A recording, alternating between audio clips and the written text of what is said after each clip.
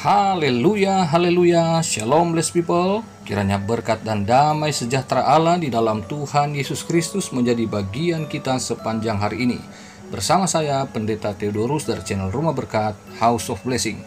Tema kita hari ini adalah mengingat masa kecil kita. Firman Tuhan terambil dari Injil Lukas pasal 18 ayat 15 sampai 17. Mari kita baca bersama firman Tuhan. Maka datanglah orang-orang membawa anak-anaknya yang kecil kepada Yesus supaya ia menjamah mereka. Melihat itu, murid-muridnya memarahi orang-orang itu. Tetapi Yesus memanggil mereka dan berkata, "Biarkanlah anak-anak itu datang kepadaku, dan jangan kamu menghalang-halangi mereka, sebab orang-orang seperti itulah yang empunya kerajaan Allah. Aku berkata kepadamu, sesungguhnya barang siapa tidak menyambut kerajaan Allah seperti seorang anak kecil, ia tidak akan masuk ke dalamnya." Nah, saudara yang terkasih dalam Tuhan, mungkin saudara sudah sering mendengar kisah ini. Untuk itu saya ingin merefresh kembali mengenai kisah ini. Nah, saudara yang terkasih, ini adalah versi Lukas setelah Matius dan Markus menuliskan kisah yang sama. Tetapi tentu ada sedikit perbedaan di antara ketiganya untuk saling melengkapi tulisan mereka masing-masing ya. Nah, saudaraku, kisah ini dimulai ketika para orang tua membawa anak-anaknya yang masih kecil kepada Yesus supaya ia menjamah mereka di ayat 15 bagian A. Nah, di dalam Injil Matius dikatakan supaya ia meletakkan tangannya atas mereka dan mendoakan mereka. Matius 19 ayat yang ke-13. Jadi, penumpangan tangan itu adalah hal yang sangat biasa terjadi di masa itu. Sampai hari ini orang-orang Kristen juga mempercayai hal itu dan mempraktekannya kepada orang-orang yang mau didoakan ya. Nah, saudara yang terkasih, anak-anak kecil dari bahasa Yunani itu berarti bayi-bayi ya, infant gitu. Jadi bukan child tapi infant. Jadi anak-anak yang baru lahir, bayi. Dan merupakan sebuah tradisi yang umum ya bagi orang Yahudi untuk menyerahkan anak-anak atau bayi mereka kepada para rabi Yahudi, tentu maksud saya, untuk didoakan dan memberkati bayi-bayi tersebut. Nah, kemudian saudara, masalah terjadi ketika murid-murid Yesus memarahi para orang tua itu di ayat 15 bagian B. Sebab bagi mereka, para orang tua tersebut hanya mengganggu waktu dan tenaga guru mereka. Mungkin saja para murid menganggap bahwa pelayanan seperti itu tidaklah penting bagi Yesus. Ya, serahkan ajalah kepada para rabi. Ya, ngapain sih gangguin Yesus gitu. Tetapi Yesus tidak membiarkan hal tersebut. Ia segera menegur sekaligus mengajar kepada para muridnya seperti yang terdapat di ayat 16 sampai 17 tadi. Nah, saudara, ada dua hal paling tidak yang saya dapat katakan mengenai dua ayat tersebut ya. Yang pertama, murid-murid tidak boleh menghalang-halangi anak-anak untuk datang kepada Yesus. Ternyata para murid yang dekat dengan Yesus bisa menjadi batu sandungan untuk orang datang menikmati persekutuan dengan Yesus. Itu biasa terjadi, saudara, sampai hari ini juga.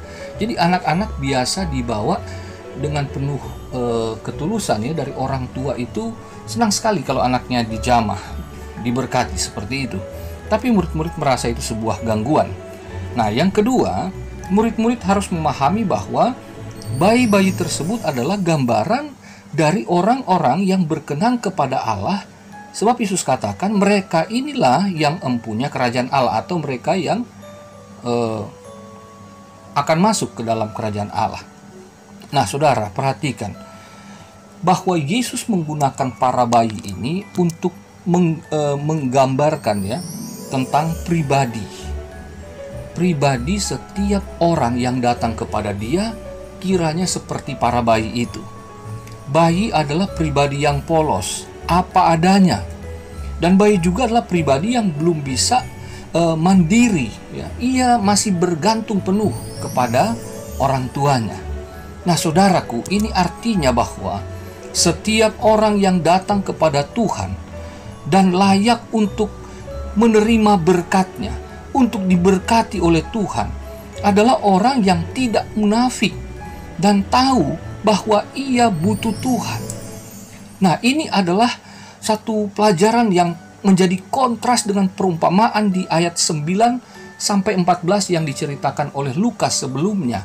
Nah, saudara dapat melihat kisah ini di vlog saya, beberapa vlog sebelumnya yang berjudul kesombongan spiritual, kesombongan religius. Nah, itu saudara dapat lihat di sana pelajaran yang saya sampaikan. Nah, saudara yang terkasih, mari kita melihat apa yang terjadi setelah Yesus menerima anak-anak ini. Matius menulis bahwa di dalam Matius pasal 19 ayat yang ke-15 dikatakan, lalu ia meletakkan tangannya atas mereka dan kemudian ia berangkat dari situ. Jadi setelah dia mengajar, ia tidak langsung pergi, tapi ia meletakkan tangannya. Lalu Markus pasal 10 ayat 16 mengatakan, lalu ia memeluk anak-anak itu dan sambil meletakkan tangannya atas mereka, ia memberkati mereka. Wow, jadi bukan hanya menjamahnya, tetapi Yesus terlebih dahulu memeluk anak-anak itu, lalu ia memberkati. Jadi betapa Yesus sangat mencintai anak-anak. Dan inilah yang sedang diajarkan kepada para murid dan kita semua hari ini, bahwa Yesus mencintai semua orang.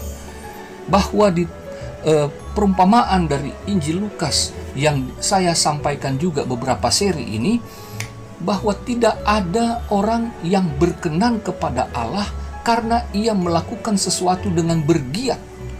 Ia hanya perlu datang dengan keapa-adaannya.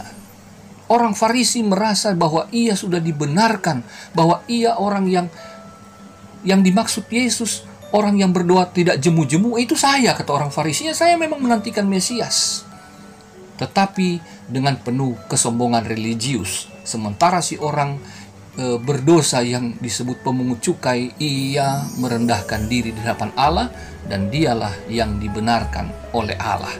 Nah, saudaraku, mari kita mengingat masa kecil kita secara rohani. Pada saat kita masih bayi-bayi rohani, bagaimana kita mendekat kepada Tuhan dengan kepolosan, dengan keapa-adaannya kita. Coba kita flashback dan kita bandingkan, apakah saya masih sepolos itu, masih setulus itu, tanpa motif apapun ketika datang menghadap Tuhan? Ataukah sekarang saya sudah berubah? Karena saya sudah dewasa, sudah tidak anak-anak lagi, sehingga semakin cerdas, semakin mandiri, semakin punya ilmu pengetahuan, maka saya senantiasa selalu mengukur hubungan saya dengan Tuhan itu dengan hitung-hitungan, dengan segala sesuatu yang saya coba bandingkan dengan keadaan saya, yang mungkin kita tidak sadari tapi telah menunjukkan ketidakbergantungan penuhnya kita kepada Tuhan. Tidak seperti dulu pada saat kita baru mengenal Dia. Apapun kita berkata dengan penuh iman, aku percaya Tuhan, Engkau pasti tolong saya. Aku percaya Tuhan mengadakan segala sesuatu. Aku percaya. Tetapi ketika kita semakin dipenuhi dengan firman Tuhan, kita merasa semakin pandai, semakin merasa bijak. Akhirnya kita tanpa sadar telah menjadi pribadi seperti orang Farisi, merasa benar dalam segala tindakan. Kita tidak seperti waktu kita kecil, ketika salah, ketika kita datang kepada Tuhan dengan penuh kepolosan, mengakui dosa. Tetapi di waktu-waktu ketika kita merasa kita benar, kita merasa kita mengerti firman, justru kita tidak mau merendahkan diri bahwa saya benar, dia salah, saya telah berbuat benar, dan keadaan ini tidak bisa membuat saya lebih berhasil. Jadi kita bergantung pada keadaan, pada situasi, kita bergantung kepada pekerjaan kita sendiri, kita bergantung kepada orang lain. Kita melupakan Tuhan.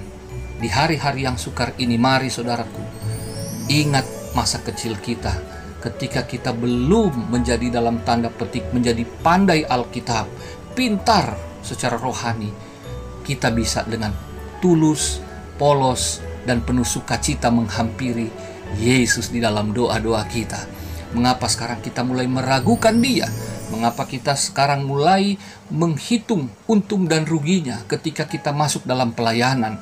Nah, saudaraku yang terkasih, masa yang sukar tidak akan pernah mengubah kasih setia Tuhan kepadamu. Jangan kepandaian kita, kedewasaan kita seperti para murid yang dekat dengan Yesus, tapi justru mereka menjadi batu sandungan orang lain untuk mendatangi Yesus. Nah, kita nggak usah lihat orang lain dulu. Jangan-jangan kita yang sudah merasa murid Yesus yang pintar justru menjadi penghalang hubungan kita dengan Yesus tidak lagi sebagaimana kita dulu. Itu sebelum kita berbicara tentang orang lain. Mari kita kembali belajar dari diri kita sendiri. Apakah saya masih ingat hubungan pertama dengan Tuhan? Apakah saya masih demikian hari-hari ini? Masihkah saya mencintai Dia apa adanya tanpa syarat? Masihkah saya mengharapkan, bergantung penuh dan bersukacita di dalam Dia, dalam kondisi dan situasi apapun? Mari, kalau kita masih seperti itu, puji Tuhan. Kalau kita sudah tidak seperti itu, yuk kita kembali flashback, minta Roh Kudus tolong kita agar kita kembali menjadi seperti anak-anak, menjadi seperti bayi-bayi yang bersukacita untuk dijamah dan diberkati Tuhan dalam doa-doa kita. Selamat beraktivitas. Tuhan Yesus memberkati dan mengasihi saudara. Sampai